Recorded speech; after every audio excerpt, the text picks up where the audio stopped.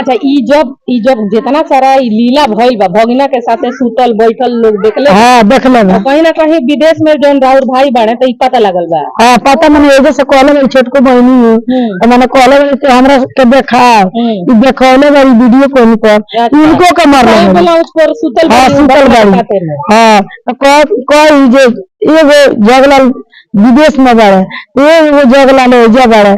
हमरा बापार के कमाई खाता पानी के का होता है ये बात भातरा के कमाइया भगिनवा पे लुटावत रही। हाँ भातरा के कमाइया भगिनवा पे लुटावत लिए खोसी के मीट मछली ले के खियाई ये अपना बेटा बेटी ले मालिक ले बेहद भगिना के जाना कर लिया। कहल जाला भोजपुरी भाषा में कि मर्द के मारे वाला तो एगो मेहरारू साड़ी में ना होली मर्दे के हावी रहे भैसा खाली बारी से निकल मेहरार वैसे नहीं रही वैसे नहीं रहा गंदा आकर शादी ई शादी भगिना के संग तीसरा बियाह तीसरा बियाह के कर बियाह वही नवी के सिलवांती देवी के तीसरा बियाह हम भगिना का संग्राम हम भगिना से कोटमाटी फिर मार के गाल फाड़ दी। अरे वो तो 3 हाली भाग एकरा पहले 3 बार भाग रही है वही से भागल से 6 महीने के साल भर रहल है केकरा साथे भाग रही वो करे घरे वो भगिनवे के साथ आज है नी तो जन एबरा जगलाल फुकाइल बड़े वही वो फुकाइल फूक दम लोग। हाँ ये जो सरपंच के लगे साइन को ले दिया जब जगलाल के हम नहीं जाना हम प्रभु से नहीं जाना हम प्रभु से कोर्ट मैरिज छोट घर में देखले लीजिए साया पर ब्लाउज पर सूतल भगना के साथ ऐसी करी है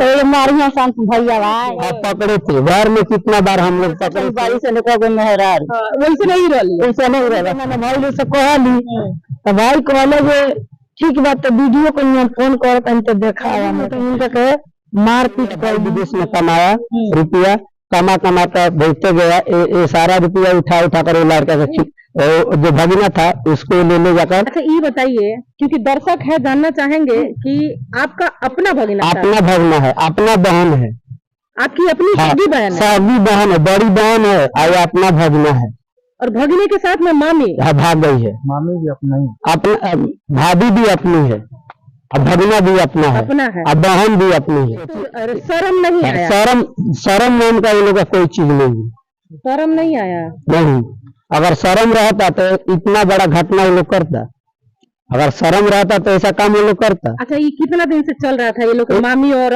भगिनी के बीच में 5 साल से चल रहा था 5 साल हाँ 5 साल से सब ड्रामा चल रहा था हम लोग माना बहुत मारपीट किए हैं उसको बहुत बार हम लोग मारे हैं पीटे हैं उसके बाद से उसका लड़की का शादी हुआ उसका लड़की 5 है मेरा अपना जो बहन है रसम देवी उसका अच्छा उसके घर पे जा करके आपकी भौजाई लगेगी कि क्या लगेगी भौजाई लगेगी मेरा जो भौजाई है उसके घर पे गई है आपके भगिनी के घर पे छुपी थी हाँ छुपी थी वो मेरा भगिनी जो भागी थी इधर से 11वां में जमीन खरीद के जाकर वहाँ पे घर बनाई थी वहाँ से भागी थी तो लीला देवी जो मेरा भगिनी है उसके घर में जाकर छुपी थी छुपाया था हाँ वो लोग छुपाया था।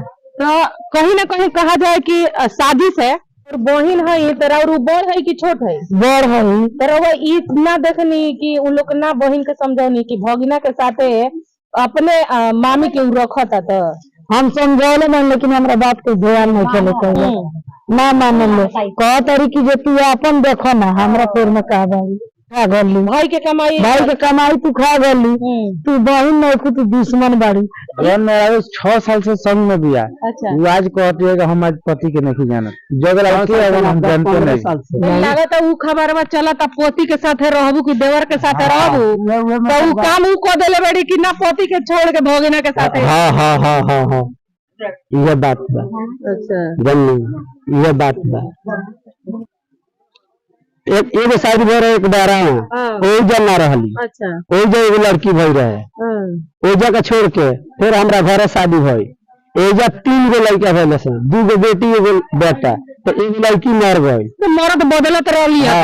हाँ जैसे लोग कपड़ा बदलेला वैसे मर्द वैसे वो बदलतिया एजा 10-15 साल वाला सिया और ओकरा बाद से 5 साल से डरामा भगना के संग चलत रहे और ओकरा बाद से 2 गो लड़का बचर में से 3 गो लड़का में 2 गो बचर में से मर गए तो बेटी छोड़ दिले बिया नैयर में अब बेटा के लेके भगना के संगे फरार दिया। सब के मारले बाड़ी, चारू के मारले बाड़ी, भसुरो के मार के कपार फोड़ले बाड़ी, साल भर के बाद डेथ हो गई।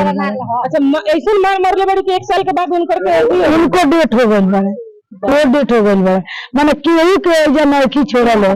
हमरो कहत लिया जे शीतला के वहीं तो उनकर लीजा खोले। अच्छा ई जब जितना सारा लीला भइल बा भगिना के साथे सुतल बैठल लोग देखले, हाँ देखले बा, कहीं ना कहीं विदेश में जौन राउर भाई बाड़े तो ई पता लगल बा। हाँ पता मैंने एजे से कहले मेरी छोटको बहनी है तो मैंने कहले तो हमरा के देखा देखौले बारी वीडियो कॉल पर इनको के मारले बोला उस पर सुतल हाँ सुतल बारी। हाँ तो कोई जे एगो जगलाल विदेश में बाड़े, एगो जगलाल एजा बाड़े।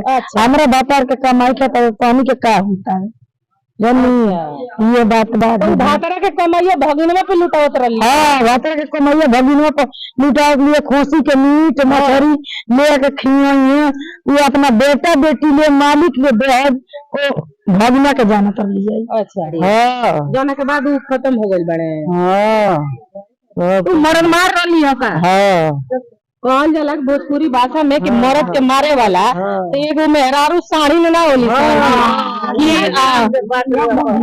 मर्दे के हावी रहे। आखिर काहे मारत रहनी लोग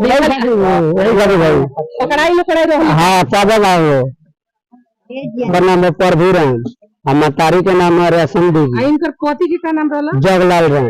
जगलाल राम। हाँ तो ये बेरा ई खबर सुन के तो डेथ हो गई। डेथ हो गई। ये बेरा सुन के अली है कि ना? ना। अगर आवे 5 साल से मर्द के कमाई वो भगिना पे लुटाइले। 5 साल के कमाई ओकरा घर सब रुपया पैसा गहना बिके जितना हमरा भाई के कीमत रहला सारा ले जाके दे देले। अच्छा हमर सारा रुपया पैसा हमर बहन ले ले। और जमीनों की ना? हां जमीन के नाम ले ले बड़ी, जमीन ले ले बड़ी भाई साहब वो भगिना के नाम से अपना नाम से करले बड़ी, मामा के छोड़ देले बड़ी। मामा उनका भंजा है, हम वही मामा आने फिर आइलन त गलती केले जमीनिया करले भगिना के साथे फरार भी है। ये बेरा रौरा भाई के बॉडी आइल है और फुकाइल। हां फुकने से हम ओइली है ना ओकर भाई और संग में फुटू मरीज को ले। हां ओ जे सरपंच ई पति के छोड़ देले रहती तब न कर सरपंच पूछू जे पे तलाक देले गई त कहती हम तलाक के हाल नहीं जाने। अच्छा हम सीधा जानते हैं हम प्रभु राम से कोर्ट मैरिज करा ले लगे, हम प्रभु से शादी कर ले लगानी, हम प्रभु के संग रह प्रभु बहनों के शादी सब के जर हमर बहन दिया आ ओकर बेटी बड़ी से 5 गो आ ओकर एगो बेटा बा अजय नाम बा।